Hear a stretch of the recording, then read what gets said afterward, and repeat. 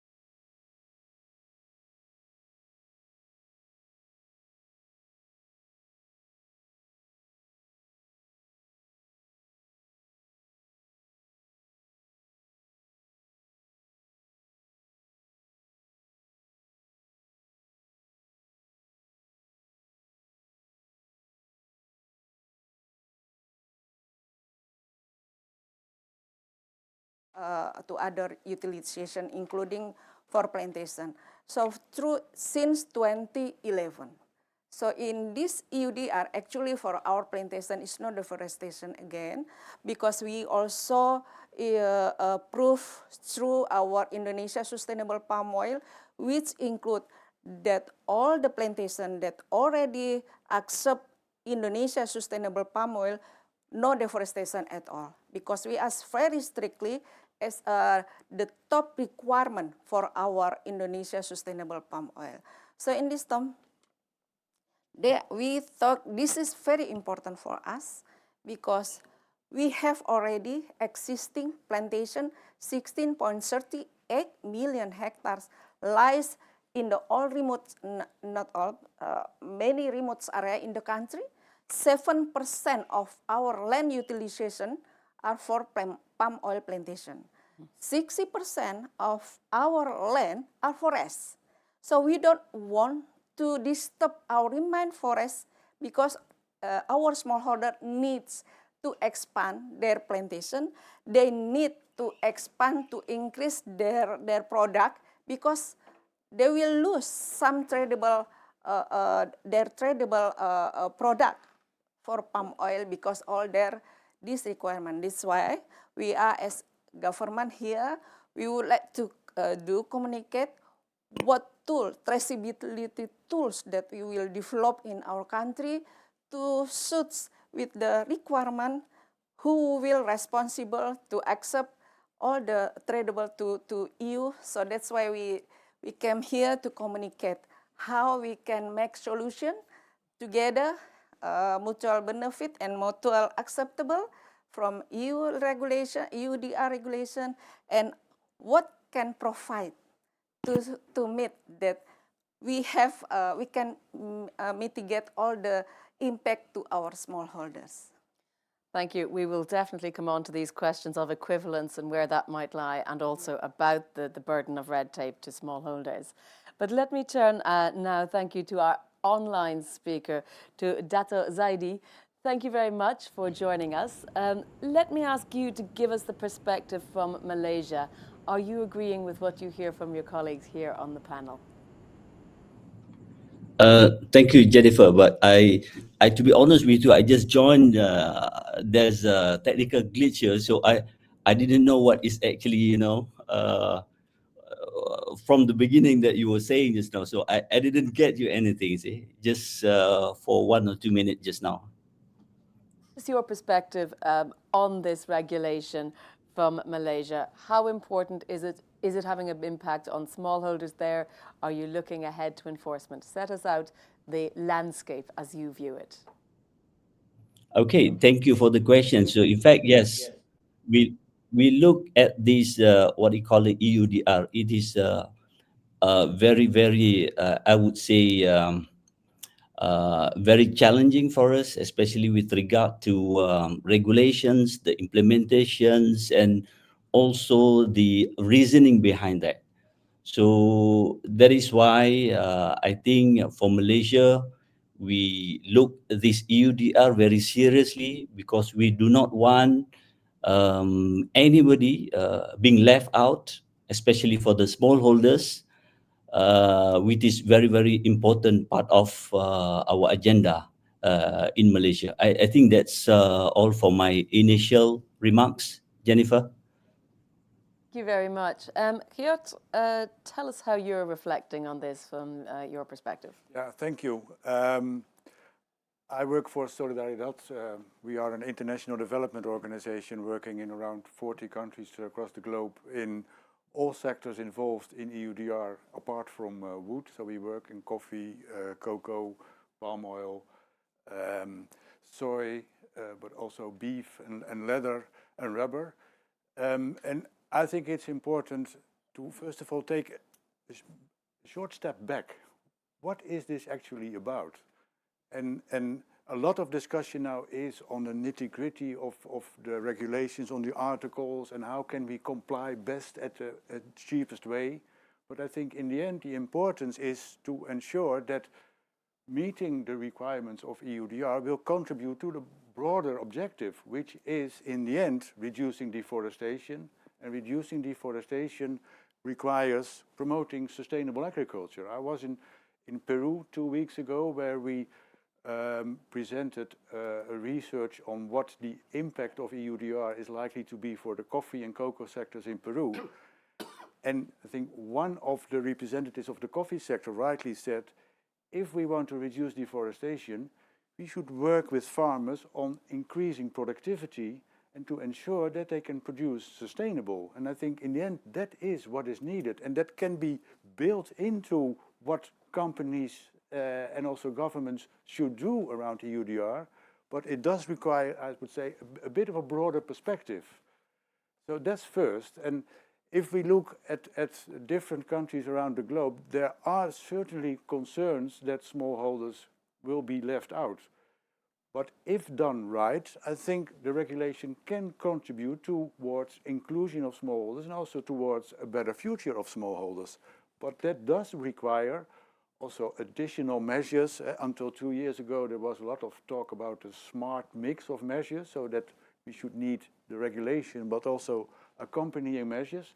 And I think we should focus more on those accompanying measures that will, first of all, require cooperation between the European Union, the member states and producing countries, but also with the private sectors and NGOs like us. And I think it's good to focus on the different countries, what should be the agenda there and what kind of cooperation is needed there. And I think that's also very, I'm also very happy that we have the representatives here from Indonesia and Malaysia, and also that the European Commission is working with those countries on a joint task force. And I think that can be an example of what is really needed, and to work on, let's say, equal base on a joint agenda, because in the end we need to have a joint agenda to focus on sustainable agriculture and not only focus on meeting the requirements. Not saying that the requirements should not be met, but of course that needs to be done. Rizal, coming to you and your perspective from the Council of Palm Oil Producing Countries, smallholders make up a huge segment there. Tell us about it from your view. What do you think is good in this regulation? What do you think might be a challenge? Yes, looking at the much more broadened perspective, I think the government of Indonesia as well as Malaysia have committed in addressing the climate change issue, also combating the deforestation, as well as also on keep the biodiversity of the forest. So I think no doubt, which is essentially is aligned with the objective of having the EUDR. So I think there's no doubt. But the thing is, when the EUDR in the implementation, there will be some risk that if all players are the same capability, are the same position, that will be no problem. When the CPOPC Secretariat talk to the industry, the big industry, they ready for fulfilling and complying with the EUDR requirement. But not the case for the smallholders. So that's why the smallholders is the weakest part of the supply chains at the supply side, at the supply producing countries. But we need to work together between the supply chain in the producing countries with the supply chains in the consuming countries. In this case, I think the establishment of the joint task force that composed of the producing countries, Indonesia, Malaysia, together with the EU at this joint task force, can seek the solution how to connect the supply chains arising from the producing countries, including the smallholders, to meet the compliance of the EUDR until shipping, until at the entry point of the European market. So I think the CPOPC really supporting and facilitating for the ongoing discussion under the joint task force between the producing countries represented by Indonesia and Malaysia together with the European Commission to address the smallholders, to address on on the traceability issue, to address on some of the things that it might have some risk to the supply disruption. In particular, in the beginning of January 2025. So the interest of industry in the consuming countries will be also there.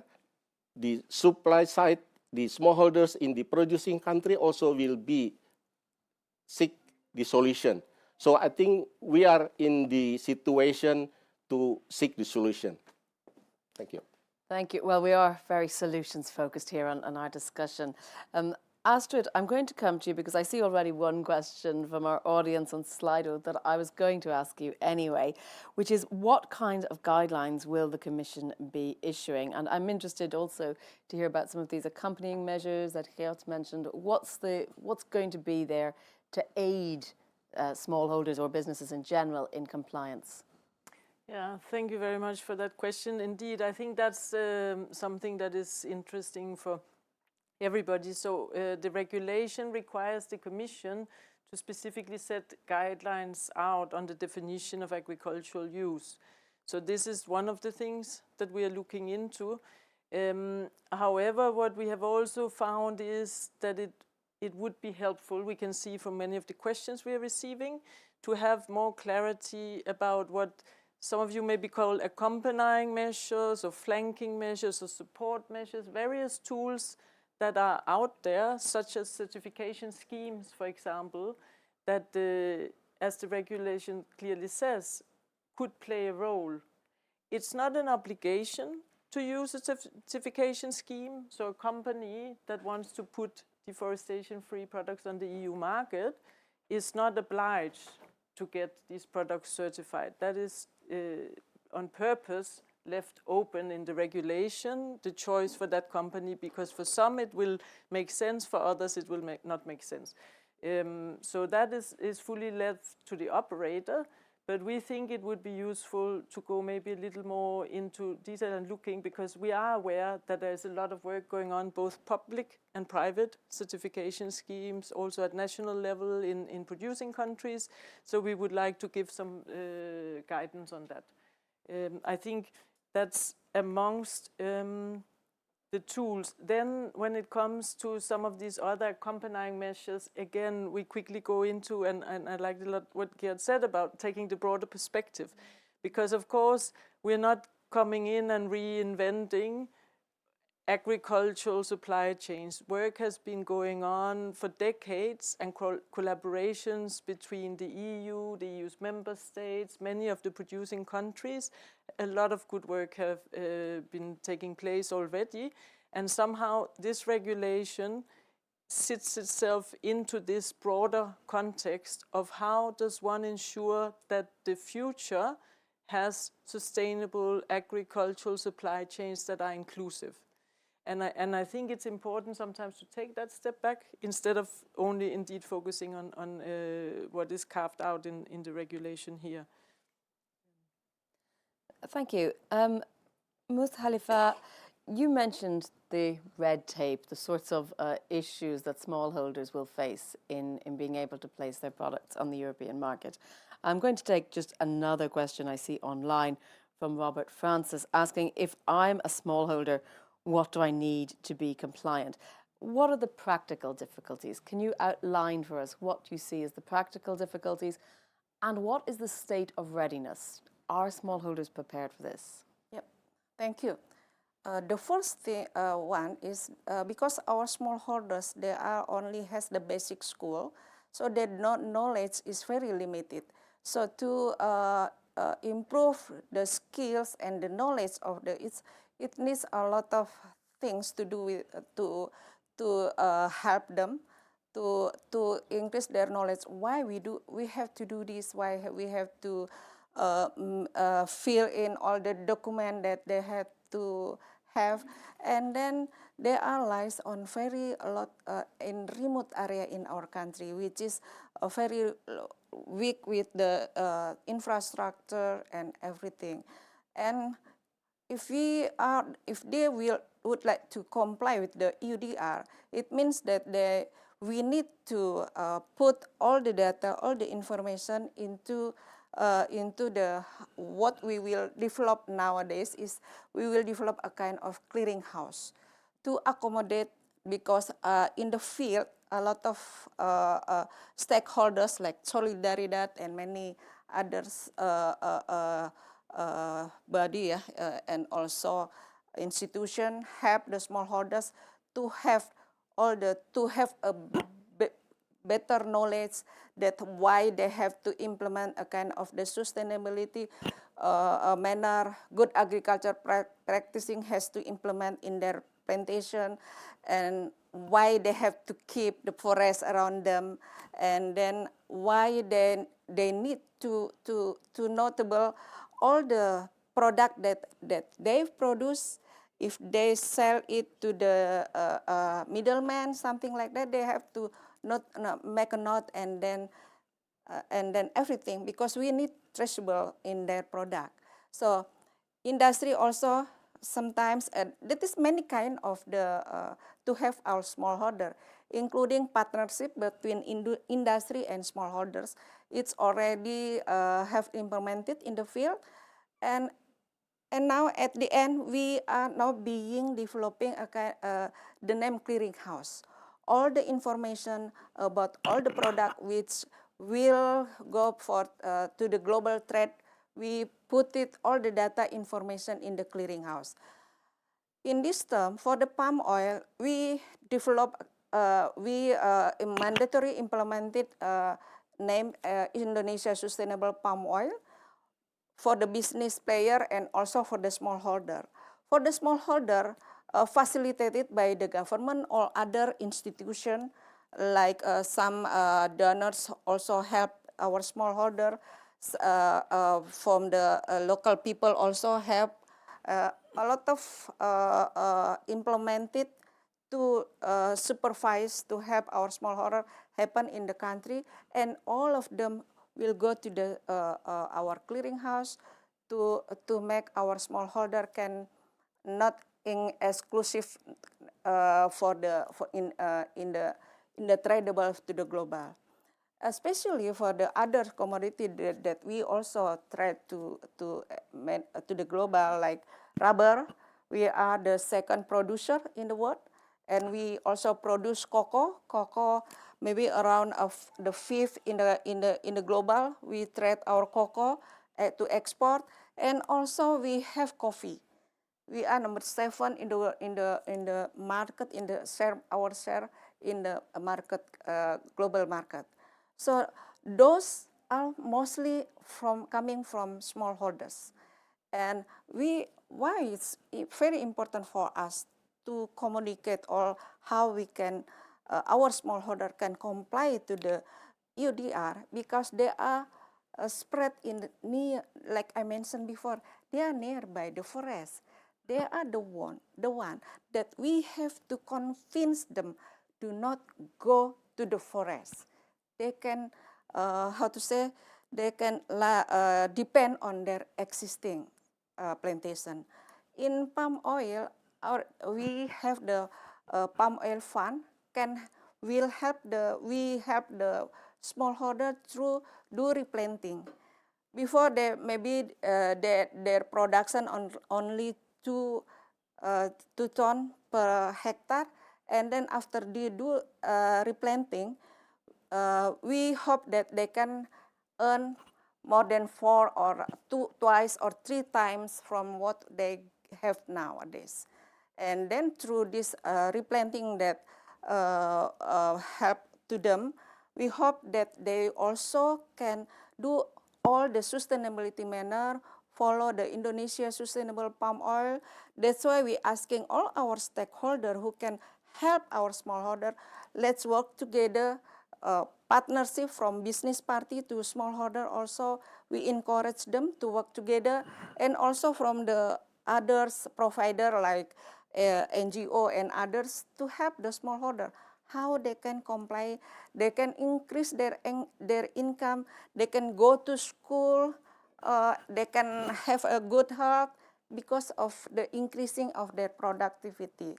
That's why we need to talk with EUDR, we don't want the positive objection from the EUDR can give impact, become disturb what we need to, what we already doing high effort to help our smallholder, because they need to do something else. They need to go to the technology that we will develop, because they need to comply with all the requirement that we have been, it's have been there. So maybe. Yeah, sorry, Astrid, you wanted to jump in? No, it was just to clarify for those who don't know the regulation in the audience as well. I mean, because I think sometimes there's a lot of confusion about what is it, who has to do what. And at the end of the day, there are no obligations and requirements put on a smallholder who's selling to somebody else in a country outside the EU. It is, in many cases, then also a big company that is putting something on the EU market who has to know where that came from. And that means that if that company is sourcing from 10,000 smallholders, they need to be in contact with them and know where it came from. In my discussions with many companies, but also with many smallholders, the smallholders also tells us, we know where we grow our food. We know where we grow our crops. We have that information, and that information also doesn't change over time. A plot of land is a plot of land, and it's the same plot of land year after year. But those data have to be put into a format that the operator, often the big company, will then need to upload. So there is indeed a lot of responsibility to ensure that the big companies are also helping, facilitating that this data is collected in a good way. Yeah. Can I add on that in a few words? I think it is indeed also important to realize that, yeah, we talk about one category of smallholders, but that's hundreds of millions of families with a huge diversity. What is specific for palm oil is that 60% of production in palm oil is from plantations, 40% is from smallholders, with again a large diversity. But palm oil is the sector where you have, let's say, overall both. But in rubber, coffee and cocoa, almost all production, between 70 and 90%, comes from smallholders. But again, with a huge diversity. And indeed, Astrid is right in saying that requirements are first of all there for the companies that put the products on the European market. But in Thailand, the EU delegation did a study on, or Lendl Mills did a study for the EU delegation on what the consequences could be for rubber and palm oil in Thailand.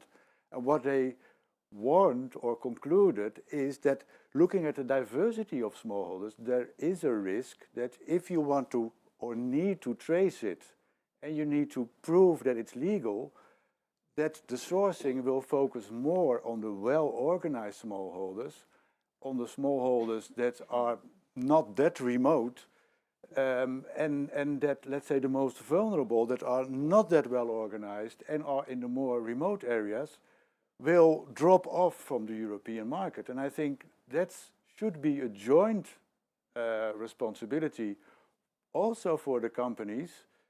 Unfortunately, the legislation only says that companies could support smallholders. So that means that they also could not do it.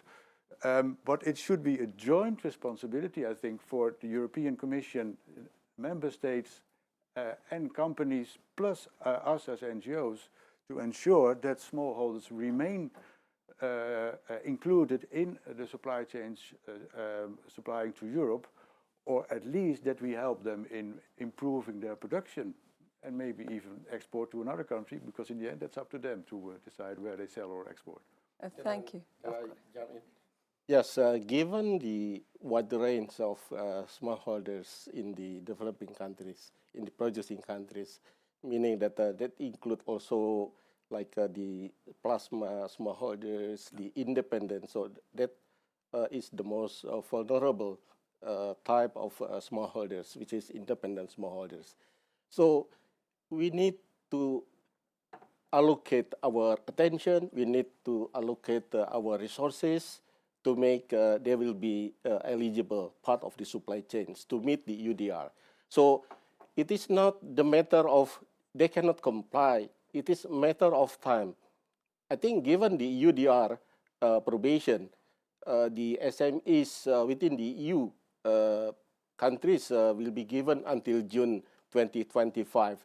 So I think it will be fair enough for the smallholders in the producing countries will be also given this time frame to give more time to able the smallholders in the producing countries in complying to prove with the land legality, with the information for the cut-off date, as well as for the geolocation information, which is currently they are working in the paper base, not in the digital base. We need sometimes to be digitize all this kind of work. So I think if European Commission can also give this time frame for the smallholders at the producing countries until June 2025, it will be fair enough. Thank you. Thank you, Isal. Let me turn again online to Dato Zaidi. What is the state of readiness or the level of readiness in Malaysia? You've heard our colleagues here talking about the need to support smallholders. Tell me about what you see happening on the ground. Well, thank you. I certainly concur with the our representative from Solidaridad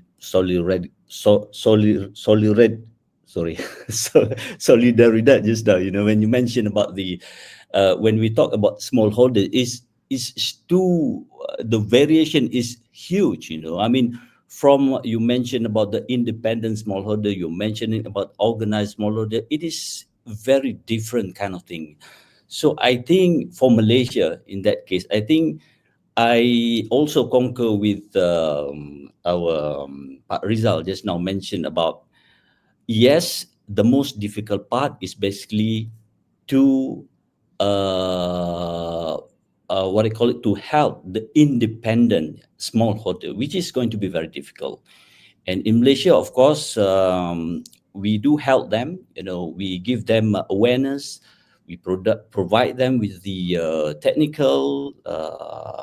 You know, we provide with support, be it from the government and also from the industry. But this another 1 year to go, I think is not going to be enough.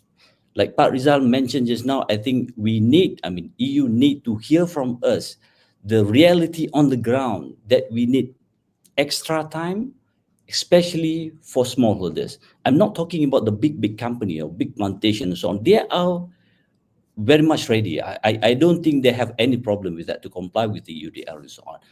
But we have to bear in mind the smallholders, you know, we need to take care of this group. We cannot just leave it, leave it like that and just, okay, forget about that. We move on. We cannot. That is our sincere hope that if EU can, consider our, what they call it, our request, as Pak Rizal mentioned just now, the time, the implementation, and up to now, we don't know what is actually the real guidelines, you see. So what do we, what is our, we are not really sure. So that is why, for me, sincere dialogues in a in a transparent manner between, trilogue, for instance, Malaysia, Indonesia, and EU, we need to sit down and really understand what is there on the ground. So we are not talking about paper and so on, but we really need to go down and see by, by yourself, and then you will know the magnitude of issues that we are facing on. Thank you. Thank you. Ms. Khalifa, let me ask a follow-up question because it was while you were speaking, Martis Brugnik is asking, How's the testing of the information system going to be organized? And there's a lot of questions about how producing countries envisage a traceability system necessary to enforce compliance. Will there be national uniform systems, or will the economic operators have to set up their own systems? Will they have the freedom to set up their own systems? Hendrik Paul Mersman's asking that. Tell us a bit about the digital, the IT system behind what you're talking about, the clearinghouse. So nowadays, I think IT system in the global is already there. The technology is already there. Now we are work with all our stakeholders who has its knowledge to develop a kind of clearinghouse. That is, we would like to put all the information about our product who will trade to EU is coming from this information. We are now being develop the system how from the timber, because timber legality they has already their own system, and because they already the country already 12 years implement SPLK, FLECT, VPA. So we link with those information because we assure that all the information needs to for EUDR is already implemented. They already have all those the information. And other commodity like for palm oil also we would like to mostly link with the Indonesia sustainable palm oil, because that is the system we are now always improve to accommodate all the requirement, all the sustainability manner needs in the global market. So that's why now on the under President regulation, we asking to revising it to accommodate. That's why also we come here to hear what is the suggestion, what is our weakness, and what kind of we can implement in the country through one system, one scheme, because we don't want our smallholder confused. So many schemes, so many, how many documents that how I have to fill in. That's why through one scheme, one Indonesia sustainable palm oil, we asking our smallholder to also mandatory that they have to implement. And in this time, we are being revised our by President regulation, we revise to accommodate all the additional information needs to trade to the global market, because we would like to assurance to the global that our plantation, palm oil plantation in Indonesia has already implemented since 2011 Indonesia sustainable palm oil. The thing that they thought that they suggest us, they criticize us is, we have already improved into 2020. Before we do communication with all consumer country, why you still doubt on our Indonesia sustainable palm oil? And after that, we already revised. And after we talk again, we need to improve again. Now we are being improved because we need to assurance not only on the raw material of the palm oil until end product, also until the port and anything that we need to accommodate in our system. And for other products like rubber, cocoa, and also coffee, they have their own characteristic, and now we are being work again to all the stakeholders in those commodity to know how we can comply with all the requirement in the global market. And then maybe we cannot left behind that technology for the digital already there. Now we are being working with all the expert on this IT system. I hope that we can how to say finalize later. But I'm sure, like what Pak Rizal mentioned, developing this kind of technology, acceptance for the smallholder with the new technology, digital technology, like this is not easy. We need time to comply to all our remote area located for all our plantation. So we need time to develop this kind of infrastructure. Geert, I'd like to ask you, because you mentioned how different and disparate the stakeholders and the small shareholders are.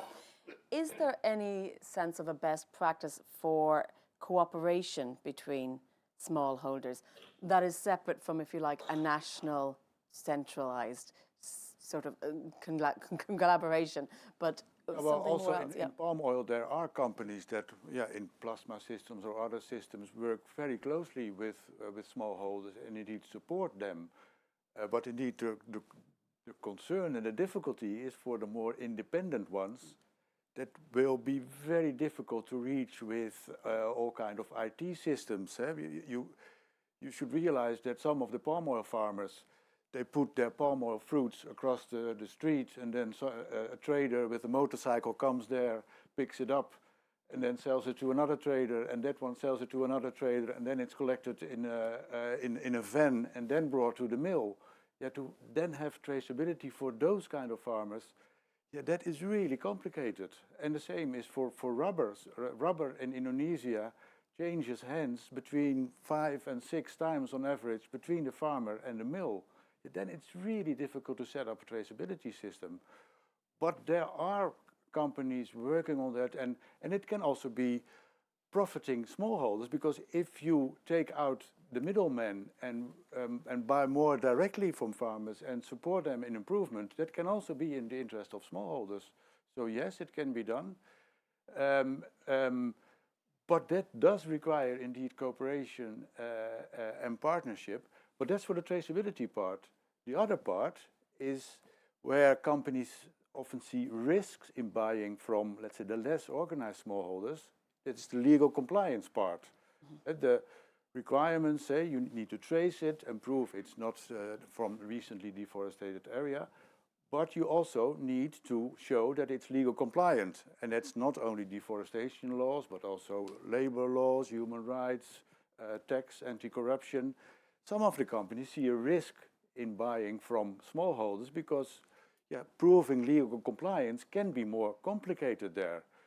And the research that we did in Peru, for instance, showed that traceability is complicated, but the real risk there is the legal compliance part, because a lot of the smallholders don't have title deeds and are formally farming in areas that on the map are nature. It has been deforested long ago, but then there's also the question, and I think that also comes back to the guidance that is, and guidelines that are really important, to be really clear on what legal compliance will mean in the different countries, and also in countries in Indonesia. I think such a clearinghouse and maybe also ISPO systems can help to support smallholders improving legal compliance. But I think that is something that can only be done in the country, and I think that's also something for the European Commission to realize, that it's really important to look per country what is really needed for legal compliance, which laws are we talking about, and to have a system to support companies to avoid that they see smallholders as a risk in legal compliance. So I think there is also something that needs to be worked on in the very, very near future. Astrid, I'm going to come back to you because I know there's a lot to unpack already from what's been said, and the issue of traceability is a thorny and complicated one. I see one question from Michael Top saying supply chains of chemical derivatives from palm oil, for example, is quite complicated. For example, how do you track from tree to shampoo bottle? You know, this is massively complex. What sort of advice is the Commission giving on traceability? How are you supporting the industry and the countries in this? Thank you. I mean, I like to say that, anything you can argue is complex and complicated, and you can ask lots of questions, but you would also just say, as I want to come back to, a palm oil crop has been grown somewhere, and if you are going to put it on the EU market, you need to know where it grew. And if you want to have a high quality product, you also better have a supply chain where if there is a problem with your product, you will actually be able to go back and see where it came from. So I think that one should also take care to not say that it's too complex, it's impossible, because simply knowing the place where something grew, I think it's not fair to say it's complex. But I agree very much with what Geert also said, what my Indonesian and Malaysian colleagues are saying, that things are complex on the ground. There are vulnerable groups, supply chains are not always transparent. So our job is to try to see how can we, by putting the regulation into the world, a lot of the smallholders have come to us and say, thank you for putting this. We actually think this will help put some light into very intransparent supply chains, and that may even give us a better price linked to cutting out the middleman, linked to various structures. But of course, this also needs to be facilitated and helped. And this is also one of the reasons why not only are we discussing this, as I said, in our multi-stakeholder platform, where all third countries who want to join can participate, but we have also set up indeed this specific task force with Indonesia and Malaysia. We have already started meeting, and we will definitely be looking much more carefully at this topic, because I think that there's still some misunderstandings. If a smallholder, a very small independent smallholder who only writes something on paper, is he also the person who's putting this commodity directly on the EU market? I'm not sure he is. He himself, but he may sell to companies that do. Yeah. Absolutely, but the obligation does not fall on him to fill in the due diligence statement. That obligation falls on the company that will be going to the EU market. And I think this is very important, because it may be that there are places where there's very limited access to great technologies and so forth, but when you're entering and putting the commodity on the EU market, that already requires a different scope. So I think that if you look at it like that, I think also what we're seeing is that many companies, many big companies, are also saying that they have already been working closely with smallholders for many years, in particular in the palm oil sector, because they wanted to know how things are being done, where the crops come from, what is the quality, etc. And these companies are the ones that will be obliged to get the information from the smallholder, and they are the ones who are obliged and required to put it into the EU system. So it's the EU information system it will be put into. Just as a follow-up, Astrid, a bit of pushback on that from some of our online audience, or possibly in the room. Benjamin Gunenberg is saying, although most people do indeed support the objectives of the EUDR, anecdotal evidence shows that smallholders are being dropped by suppliers as they prepare for compliance. How do we get around that if we see widespread dropping of smallholders? How do we put the onus back on those big businesses, those intermediary middlemen, to not do that, to support the smallholders and to also comply at the same time? I would like your thoughts. Yeah, no, but I think, and it's also, we're discussing here, it becomes very black and white, because of course, as many different smallholders as there are, as many different situations we can imagine, and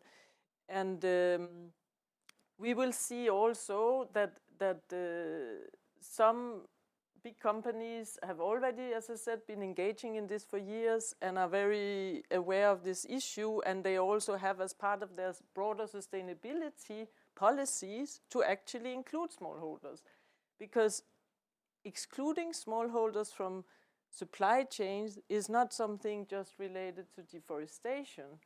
Inclusive supply chains is something that go way beyond the deforestation issues. It is about also the informal economy. I appreciate the example giving. If a person comes with a crop of unknown origin and sell it on and sell it on and sell it on, of course, it is about, at the end of the day, where the commodities come from, were they legally produced? And these are the kind of things where we need to find solutions to ensure we include everybody while we stay within the aims of what we set out to do. Can I add on Yes, that? of course you can. Now, I think in some sectors, companies felt also sometimes quite confident in not knowing where the product came from, because then they can also not be responsible for how it's being produced. So I think, as such, increased traceability and knowing where the products come from, I really do think that this can be an important asset and an important positive consequence of this regulation. And I think that is a step forward. And yes, it is complex. It is about 85 billion imports in Europe per year, so that is massive. And that's only the imports. It's also about products in Europe, by the way. But I really, and that's where I started, and there I really want to support Astrid. I think in the end it is important to make sure that this is embedded in a broader sustainability move. And I hear some companies in the coffee sector say, well, maybe it will be complicated to buy from smallholders in some countries in Africa, and we should better and easier buy in Brazil and Vietnam. But yeah, how does that relate to the long-term perspective of the coffee sector that needs diversified supply from different countries, and how does that relate to the sustainability objectives that these companies also have? So I think if we put it in a broader perspective, both by the private and by the public sector, I do think that this can contribute towards change in a good direction.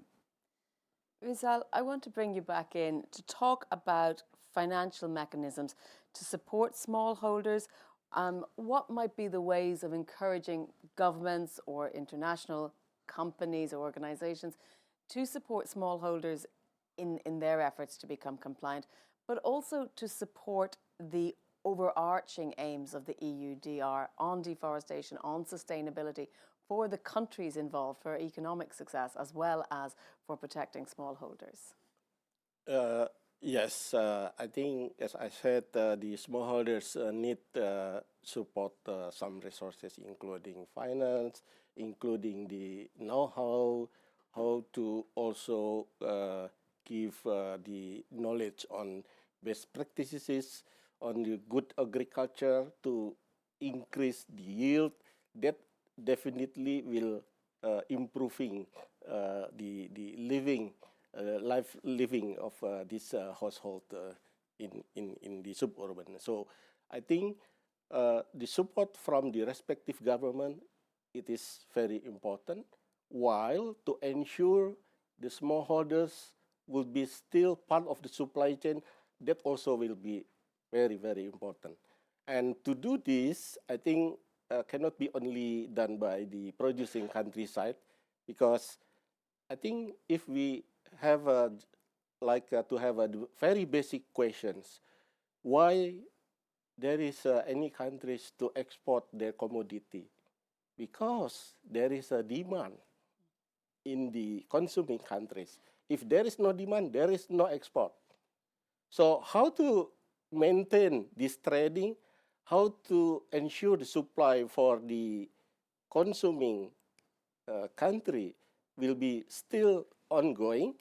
It will not be disrupted, the supply. So that's why to establish the whole supply chains, starting from the farmers, the industry, to the mills, to the operators, to the traders, to the port of entry, would be very, very important.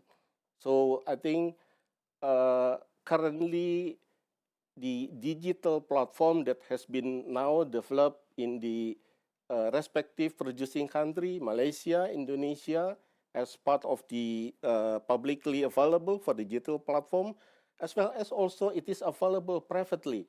Many private company has been developing this kind of digital platform that can serve as the traceability tools. But now, as I said, we want to connect the supply chains in the producing countries with the consuming countries.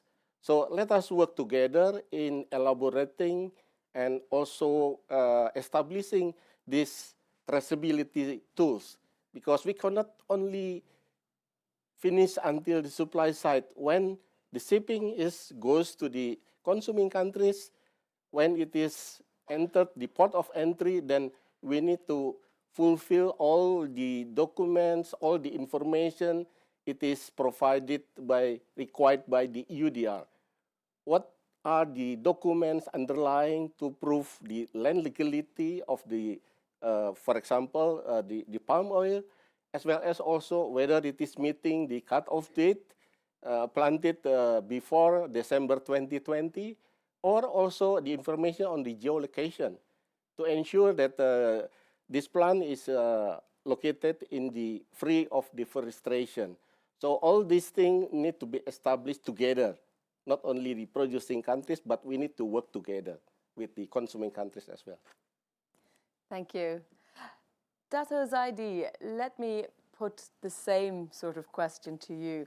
What sort of financial mechanisms are needed, or financial or resource investment is needed to help those smallholders in countries that depend on them economically can comply?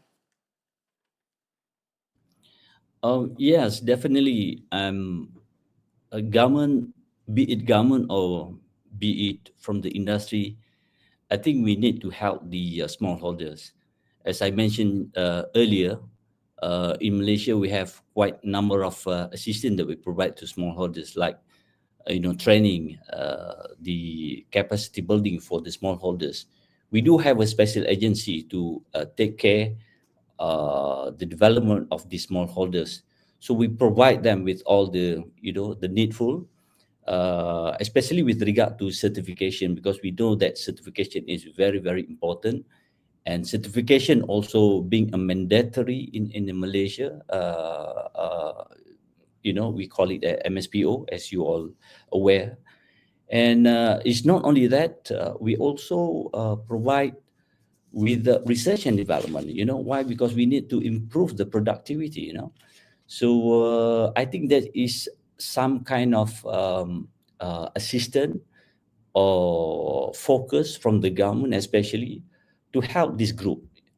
And I think I believe we are, Malaysia, on the right path to help these smallholders to comply with all the regulation that is going to be implemented, by next year.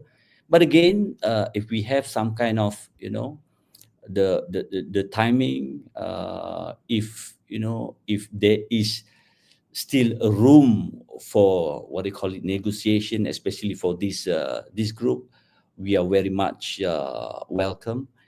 And of course, we keep on helping them. We'll do our best to comply, and let's see. We have another 12 months to go.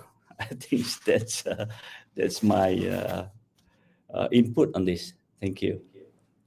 Thank you very much. Time is of the essence. Astrid, it will come as no surprise that I have quite a few specific questions coming in to the European Commission. Straightforward one first. What is the state of the country benchmarking process, and how are third countries involved? So where we are at the benchmarking exercise is that we are tendering. So we are looking to basically find contractors that can help us do a lot of data work.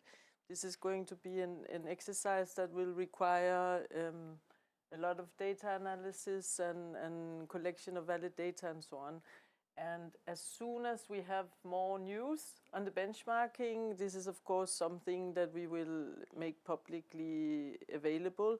We will continue as we have done in the whole build-up to this proposal in the years that preceded the coming forward with the proposal. As I said, there was this multi-stakeholder platform, and that multi-stakeholder platform, where, for example, both Indonesia and Malaysia are always welcome to join and often joined actively. In that platform, we will also be discussing when we have new progress. Not everybody can be on this platform because it's an expert group, so there's a limitation on how big the platform can be. But what we take a lot of care to do is that every time we have had a platform meeting, we release the minutes, all the presentations, and all the content of what is being discussed in the platform as soon as possible after the meeting is over. Is there a time schedule on when there will be a draft or proposal for this benchmarking? No. Okay. Not yet. Watch this space, as they say. Another question, how will confidential information from palm oil producers be managed to prevent the sharing of sensitive trade information with stakeholders? Yeah, no, that's an important question, data protection overall. So one of the things we didn't have time to elaborate on in this seminar, but is of great interest to many, is this information system that we are building. So this will be an EU information system. This is the place where the operators putting the commodities on the EU market will be uploading their due diligence statements. So these are the private operators uploading their due diligence statements. This system will be protected by the EU data protection rules. So that also means that any sensitive company data will be protected, and information from that system will only be published anonymized in case we find it interesting for the general public to know big trends. I think we will only have a more clear idea after some years of filling the system with information and data of what are the types of reports we might want to release of general interest. Another question specifically is asking if a company's primary business area is not related to the commodities in scope in the regulation, but the company just occasionally and in small quantities does place some of these commodities on the market, does it mean that the company should also exercise due diligence for these singular products? So what's the scope in terms of if it's only an occasional use? I mean, here, any company that thinks it may be concerned with using and placing on the EU market, anything that is in the annex of the regulation, they would need to look at the regulation and the annex. And the annex sets out not only the commodities that you mentioned in the beginning, beef, palm oil, etc., but there are also a list of the derived products. So it will be very important for any company to have a look at that list to see whether the scope also includes their activities. Thank you, Astrid. I know there's always a lot of questions, but I'd like to do a final round for everyone and ask you all whether there are certain programs or budgets or measures that you would like to see implemented by the EU or by whomever, whether that be training to smallholder farmers that you think might be really useful in the coming years in order to get us ready, and where you would place the emphasis on what needs to be done. Essentially, if you had a magic wand, what would you wish for? I'm going to start remotely, I think, very much. Dato' Zaidi, what's your wish for what might be deliverable to get us ready for this regulation? Well, my wish is always being transparent dialogue. How do we resolve this? But of course, any assistance provided by the EU, I suppose, is very much welcome, because our economy is not that big, our budget is not that big. We help the smallholders, but if we can get, assistance from others, I think that would be great. Thank you. Thank you very much. No one ever says no to assistance or resources. Mustalifa, what would you like to see more of, particularly from the EU side? Do you like more training, more certification, more technology systems? What is it that if you had it, you feel would make a real difference? I think the most important for us with EU is transparency, communication, understand what we have, what we can provide, and then also the EU can provide for us what is the how to meet all the system that EU need this, and we can provide some kind like this, and how we can develop the bridge together, that all the system in our country can be done because we have our own regulation, our own system, and at least all the EUDR has been already there. So how we can meet, and we hope that with EU we can build a kind of communication in term for the assistant and IT. So we can look. We already start to develop. So to make it so, let's work together to develop the system, and also to look how far our system can meet with all the requirement in EUDR, because we don't want to start from zero. we have this, and if you still doubt with all our system, let's work together to improve. Thank you. Thank you. Geert, same question to you, but I know Solidaridad works globally. So if you need to pull out different parts of the world for attention, please do so. Well, two things I want to say then.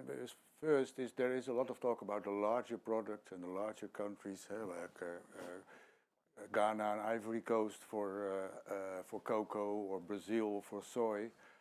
But part of my major concern is about some of the smaller countries that are, let's say, less in the focus. And I had an exchange with some people of cooperatives in Sierra Leone, also providing cocoa. They didn't know anything about it, and it was. So I think there is still quite a lot of smaller countries and products. That also includes leather from India, for instance. We import 100 million hides and leather from India. How on earth are they going to work on traceability for hides from India? So I think there is a lot of smaller countries and smaller products that also need attention. That's one.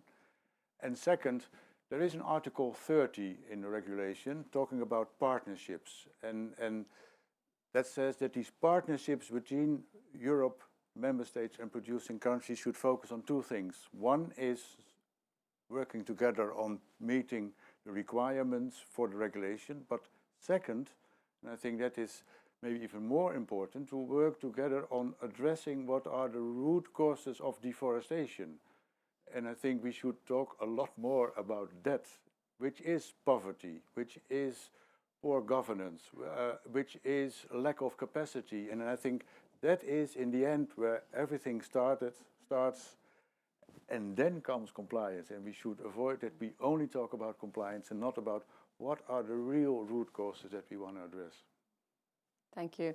Rizal. Yes. I think the joint task force is already on the right direction, because I think we agreed, all parties, to focus on 5 work streams, which is essentially covering all of the concerns that we have been discussed so far, which is first on the smallholders, farmers inclusion, second on the effort that has been made by the producing countries in developing national certification scheme. We have MSPO, we have ISPO, and some other certification scheme as well. The third one is traceability tools that we are discussing just now. The fourth one is the country benchmarking that explained by Astrid. And the last issue is in the protection of privacy data. So what I wish as the Secretariat of CPOPC is we need to intensify our meeting. We need to accelerate the works under this 5 work stream, because I think not much time is in front of us, although 14 months left to go. But I heard from the industry, they are expecting when they are hoping their shipping will be arrived in January 2025, when the time of the EUDR will be implemented. They need 6 months before shipping their products to ensure that their commodity will be comply with the EUDR. So they are not going to send the commodity without meeting the compliance of the EUDR, meaning that by mid of next year, so which is 8 months to go, some clearance on the EUDR, whatever the traceability tools will be in place, we need to get this clarity, we need to get this assurance to ensure that the smooth supply of the palm oil, the smooth supply of the commodity, cocoa, and so on, will be meeting the industry in the consuming countries. So I think that's really my hope. Thank you. Thank you, Rizal. Astrid, it's a little bit of a wish list. I know you're not Santa Claus. You're going to give us all of these. So I'll put a slightly different final question to you. Irene Benito has asked you to speak a little bit more about the programs and budgets from the EU to support exporting countries. Some of those things that may go towards answering these wish lists. Yeah, no, thank you very much. And I think indeed that is also a very important part of the regulation, is this cooperation with the partner countries. And I think there we are also not only looking at existing programs we're running. So for example, we had some existing projects with Indonesia, something called the KAMI project. We looked at how can we actually use that to already start exploring and doing some of what we need to do. At the same time, of course, we are also looking, this is a joint thing, it's not only the European Commission, but it's also very much our member state that play a key role in many of the producing countries in cooperation there.